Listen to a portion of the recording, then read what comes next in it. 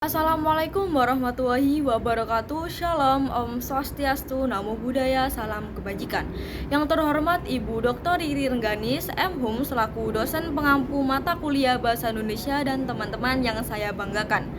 Pada kesempatan kali ini, saya akan mempresentasikan proposal penelitian yakni Strategi Manajemen Risiko Perencanaan Studi Lanjut kelas 12 siswa SMA Swasta Wahid Hashim oleh Vanessa Amalia Soliha dengan NIM 2308057459. Yang akan kita bahas pada proposal penelitian kali ini yakni yang pertama terdapat pendahuluan. Pendahuluan berisikan latar belakang masalah, yang kedua yakni rumusan masalah, tujuan penelitian, manfaat penelitian, dan batasan istilah. Yang kedua terdapat kajian pustaka. Kajian pustaka berisikan penelitian terdahulu yang relevan. Yang kedua terdapat landasan teori. Yang ketiga yakni metode penelitian. Metode penelitian berisikan jenis penelitian, pendekatan penelitian, sumber data dan data yang penelitian.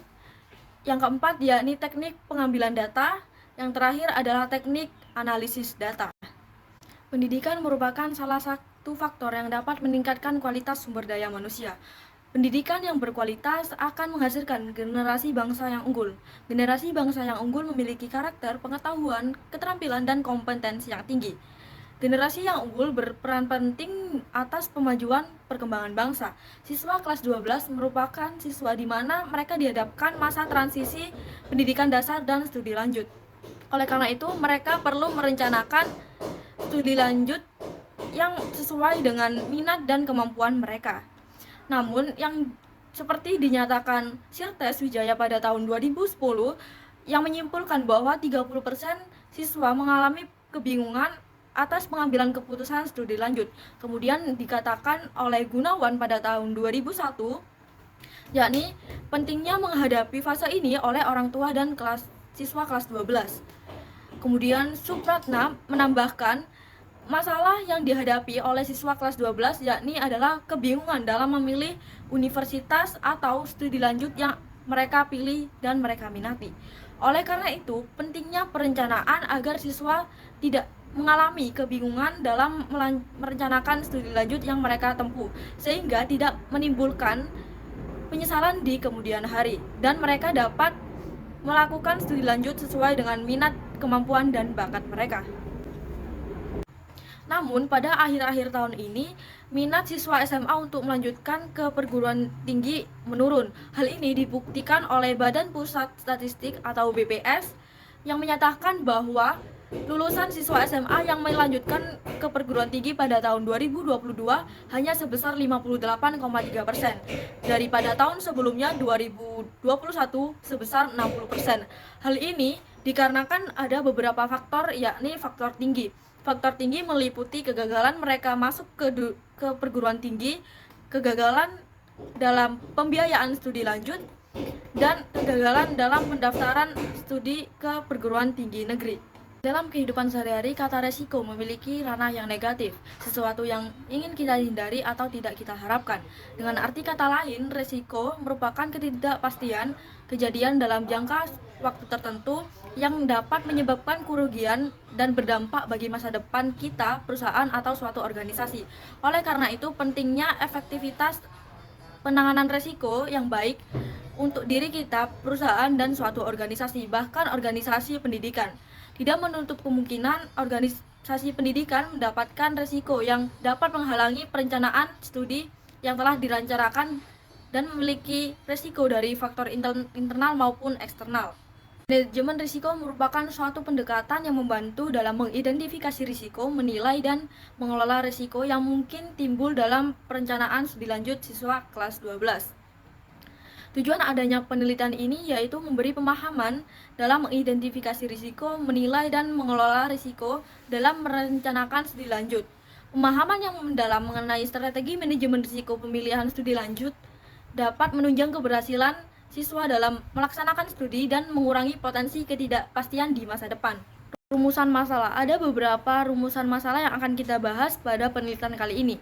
Yang pertama yakni apa masalah yang dihadapi oleh siswa kelas 12 SMA Wahid Hashim dalam merencanakan studi lanjut. Yang kedua yakni bagaimana cara siswa kelas 12 SMA Wahid Hasyim menghadapi risiko perencanaan studi lanjut.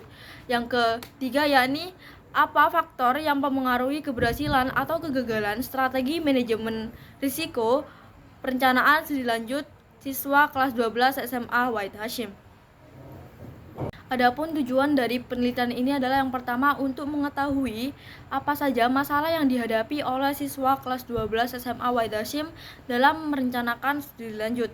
Yang kedua yakni untuk mengetahui bagaimana cara siswa kelas 12 SMA Wahid Hasyim menghadapi risiko perencanaan studi lanjut.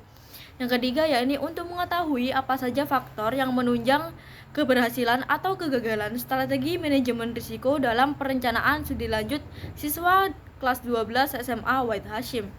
Manfaat penelitian diharapkan dengan adanya penelitian ini dapat memberikan referensi peneliti lebih lanjut mengenai apa itu strategi manajemen risiko dalam perencanaan studi lanjut dan memikirkan resiko-resiko kedepannya yang kemungkinan akan terjadi sehingga meminimalisir ketidakpastian yang terjadi.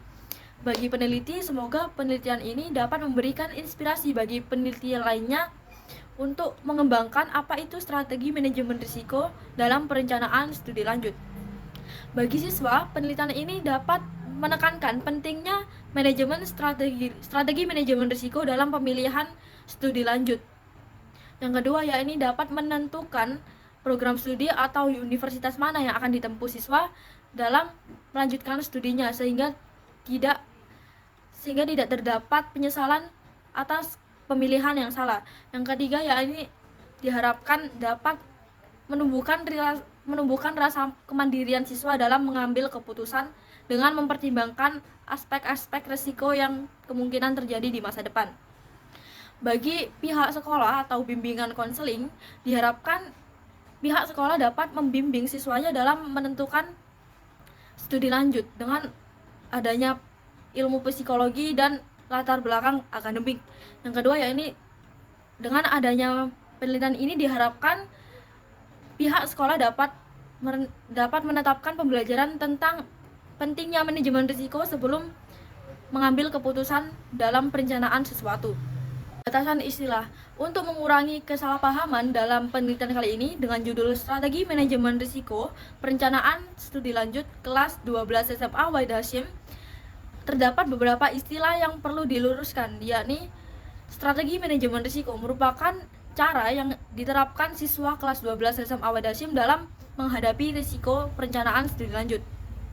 Yang kedua yakni perencanaan studi lanjut merupakan perencanaan yang akan ditempuh oleh siswa SMA kelas 12 SMA Wahid Hasyim dalam merencanakan studi lanjut yang akan ditempuh seperti universitas impian maupun prodi impian.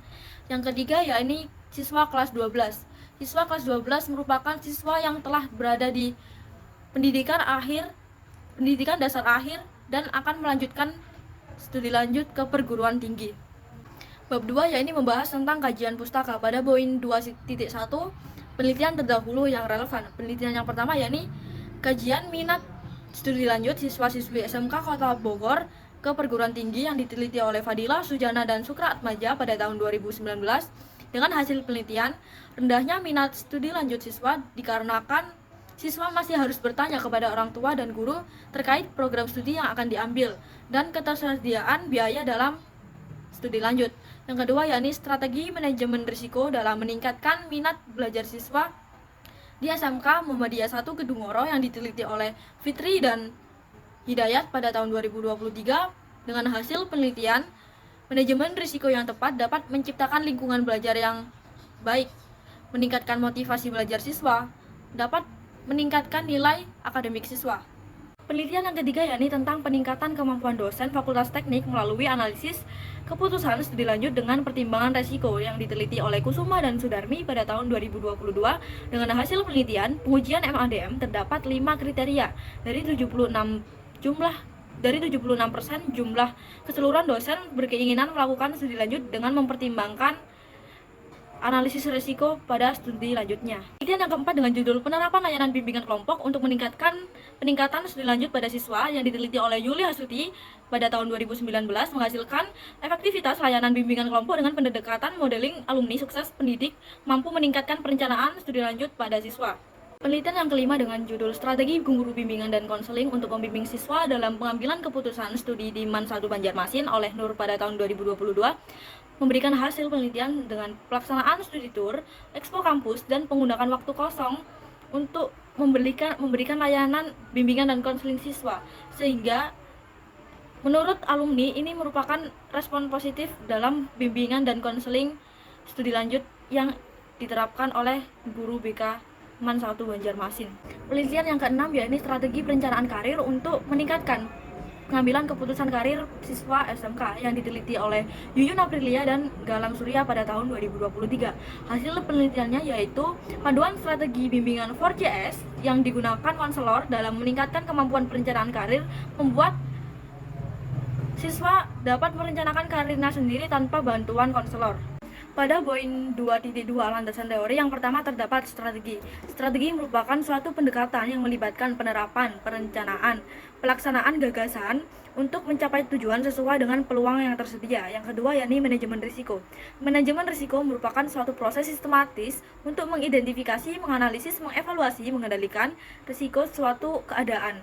Langkah-langkah manajemen risiko yang baik adalah yang pertama mengidentifikasi risiko, yang kedua adalah analisis risiko, evaluasi risiko, pengembangan strategi, pengimplementasian pelaksanaan, dan penataan tujuan.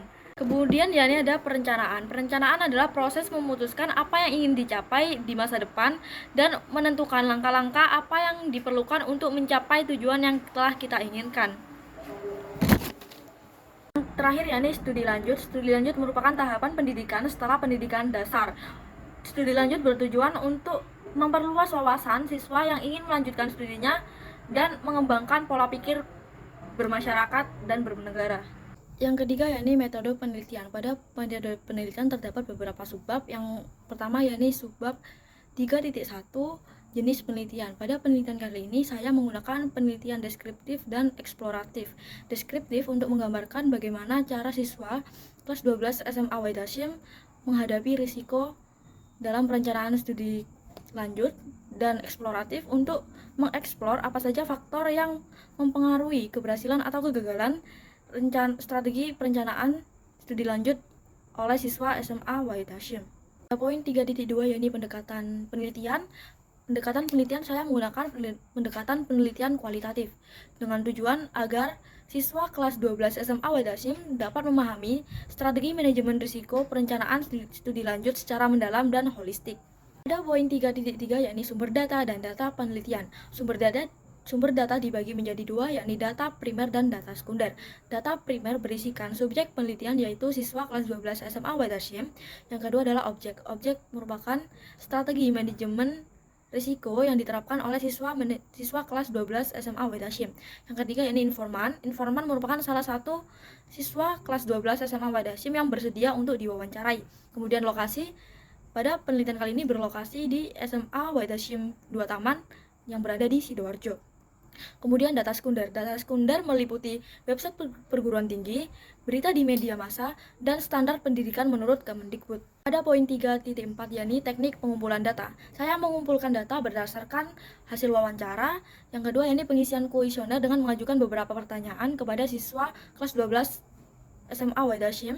Kemudian yang ketiga yakni observasi hasil penelitian. Pada poin 3.5 yakni teknik analisis data. Saya menganalisis data dengan cara yang pertama ini reduksi data, yang kedua yaitu penyajian data, yang ketiga adalah penarikan kesimpulan. Sekian presentasi proposal penelitian saya. Apabila terdapat kesalahan mohon maaf dan mohon bimbingan dari Ibu dosen. Terima kasih. Wassalamualaikum warahmatullahi wabarakatuh.